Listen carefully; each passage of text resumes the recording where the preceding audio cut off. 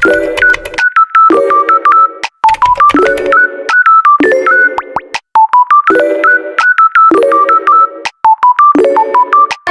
warahmatullahi wabarakatuh. Waalaikumsalam warahmatullahi wabarakatuh. Selamat pagi anak-anak. Pagi, Bu. Gimana kabarnya hari ini? Alhamdulillah luar biasa. Allahu Akbar. Dan sebelum kita mulai pembelajaran hari ini, alangkah baiknya kita berdoa. Saatnya siapa yang mau berdoa? Saya, Bu. Ayo Baramal. Duduk siap. Berdoa mulai. Bismillahirrahmanirrahim. Dan setelah berdoa, coba kalian cek kanan kiri kalian. Ada teman yang tidak berangkat? Berangkat Dan sekarang, ayo kita nyanyi bareng-bareng, berdiri yuk. Ayo, kita nyanyi lagu Berkibarlah Benderaku ya.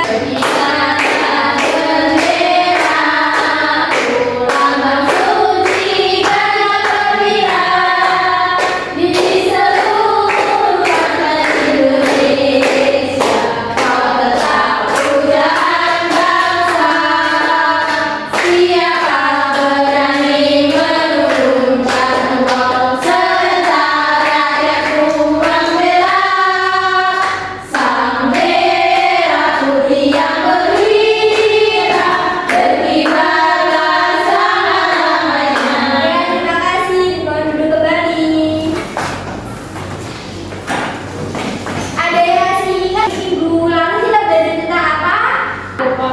Ya, minggu lalu kita belajar tentang ide pokok. Sekarang kita akan belajar tentang yang namanya majas. Ada yang tahu apa itu majas? Pernah dengar, Bu?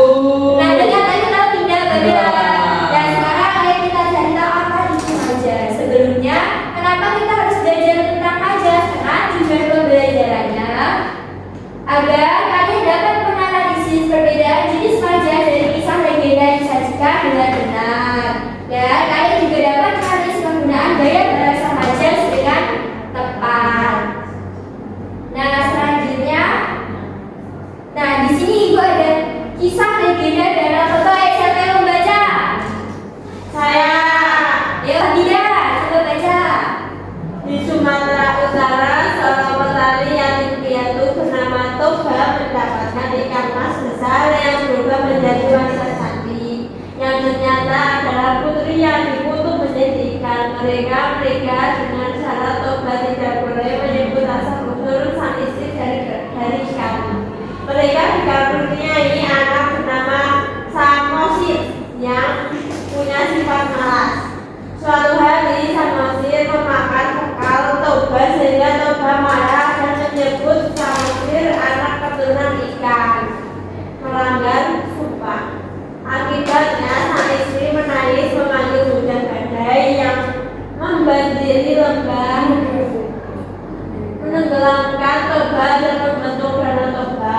Di tempat Samosir berlindung menjadi pulau Samosir. Ya, nah dari cerita kisah legenda Danau Toba, kalimat manakah yang mengandung majas? Ada yang tahu?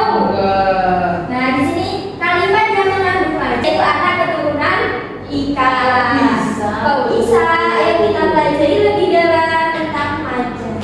Apa itu majas?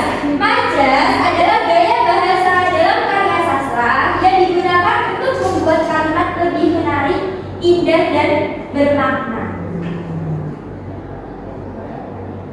Fungsi majas itu menambahkan keindahan dalam bahasa seperti kayak di kisah legenda tadi, membuat kalimat lebih hidup dan berkesan, digunakan dalam puisi, cerpen, lagu, pidato, atau seperti cerita-cerita rakyat. Jenis-jenis majas di sini ada 4, ada majas personifikasi, hiperbola, metafora, dan asosiasi. Nah, majas personifikasi, majas yang mengumpamakan benda mati memiliki sifat menyerupai manusia. Contohnya daun-daun menari ditiup angin. Seperti di sini ibu ada daun. Kalau ditiup angin dia akan menari tidak? Ya. Nah, ini yang dinamakan dengan majas personifikasi. Benda mati memiliki sifat manusia. Daud kan benda mati, tapi dia bisa menari-nari seperti manusia. Contoh yang kedua, matahari tersenyum menyambut pagi. Pada majas hiperbola, siapa yang membaca? Saya Bu. Ayo Bella. Majas hiperbola adalah majas yang menggunakan pernyataan secara berlebihan untuk menimbulkan kesan yang kuat atau dramatis. Contoh satu, tangisnya mengguncangkan dunia. Dua, tugas hari ini setumpuk gunung. Nah, jadi dari majas hiperbola ini itu pernyataan yang secara berlebih-lebihkan. Seperti tugas hari ini setumpuk gunung, padahal tugasnya cuma satu. Tapi kalau ngomong peribahasanya tugas hari ini setumpuk gunung. Jadi sesuatu yang berlebih-lebihkan. Nah, selanjutnya ada majas metafora. Majas yang menggunakan kata bukan dengan arti yang sebenarnya, melainkan hanya kiasan. Nah, contohnya, karena rajin membantu dia dianggap anak emas oleh orang tuanya. Di sini metaforanya dibagi pada kata anak emas. Kemudian dia adalah harimau panggung. Maksud dari harimau panggung itu apa sih? Dia di panggung itu dia berani, tampil pede. Nah, itu dimaksud dengan dia adalah harimau panggung. Ya, yang terakhir ada majas asosiasi. Ayo Mbak Amanda coba dibaca. Majas asosiasi adalah majas yang membandingkan dua hal berbeda dengan menggunakan kata penghubung seperti bagaikan, laksana, dan ibarat. Contohnya, wajahnya ibarat rembulan, semangatnya seperti api yang membara. Nah, paham majas asosiasi itu apa? Majas yang menggunakan kata penghubung seperti contohnya wajahnya ibarat rembulan. Nah, kata ibarat itu yang merupakan majas asosiasi.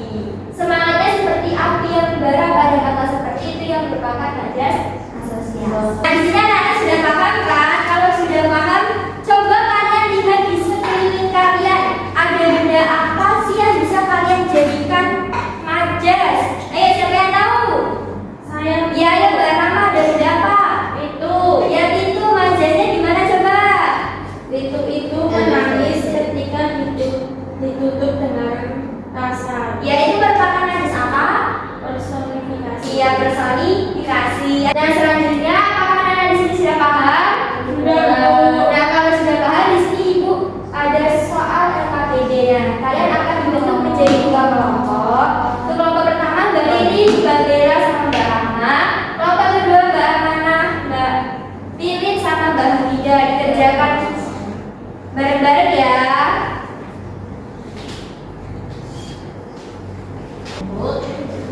Bu, disuruh ngapain Bu? Nah, petunjuknya di sini juga ada petunjuknya, dikasih dulu. Nah, petunjuknya bacalah cerita legenda Danau si Burung Merak. Di situ kan ada kisah legenda kan, legenda Danau si Burung Merak. Temukan kalimat-kalimat yang mengandung majas dalam cerita tersebut. Identifikasikan jenis majas yang digunakan.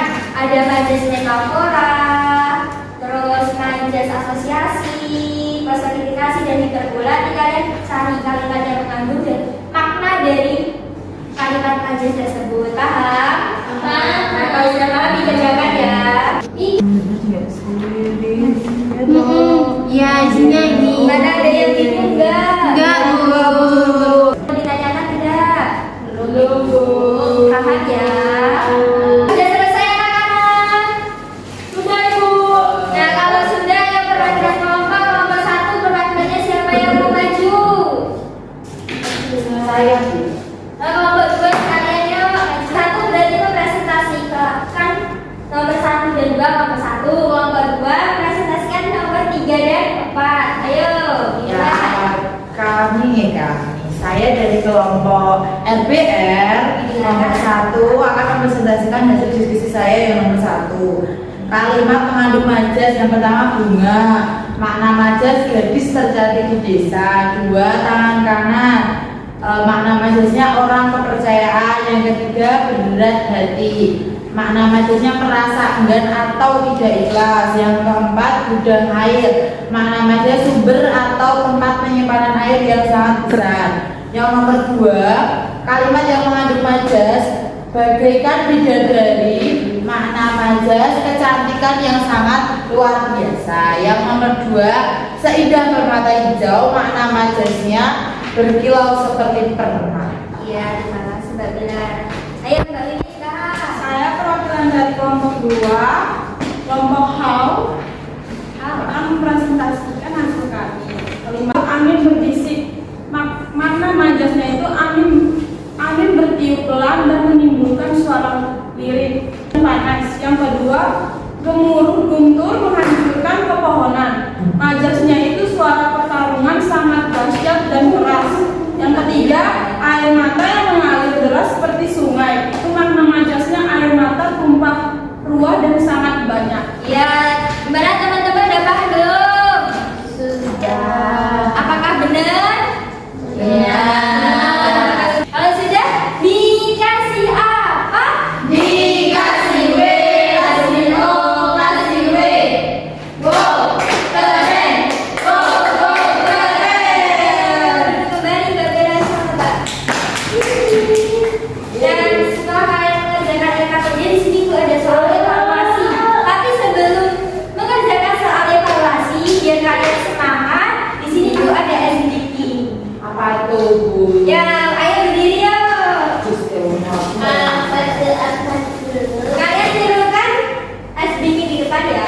Saya kembali.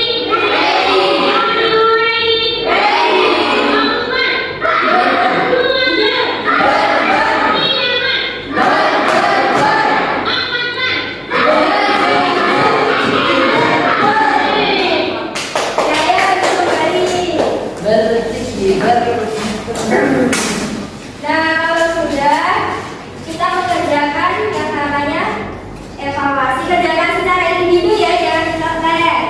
Baik, disuruh dikerjakan sendiri-sendiri, jangan mencontek Mbak Bella. Dikerjakan sendiri ya. Kalau ada yang belum paham, boleh tanya ibu. Sudah selesai belum? Sudah dikumpulkan ya sama LKPD-nya tadi. Mana yang KPD? Mangga, guru LKPD. Kalau sudah ada yang mau ditanyakan tidak? Tidak. Kalau tidak, ayo kita simpulkan bersama-sama tentang pelajaran kita hari ini. Kita tadi sudah belajar tentang apa? Majas. Ya, ayo kita simpulkan bersama-sama.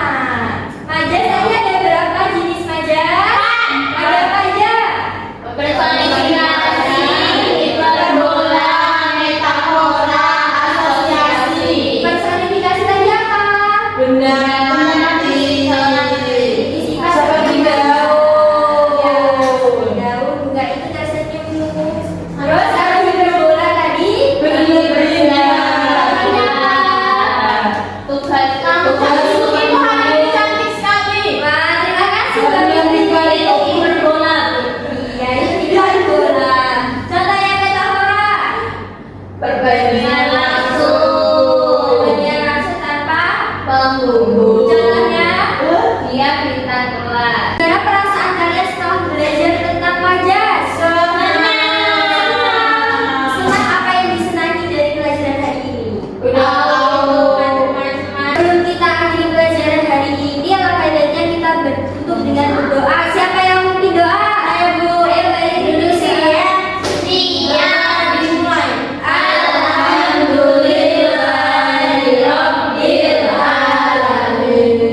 Iya, terima kasih Kak Lilin. Nah, setelah kita akhiri, nanti kalau kalian sampai rumah, jangan lupa ganti baju terlebih dahulu. Kalau mau main, jangan langsung main. Jangan lupa makan terlebih dahulu biar tidak sakit perut. Akhiri,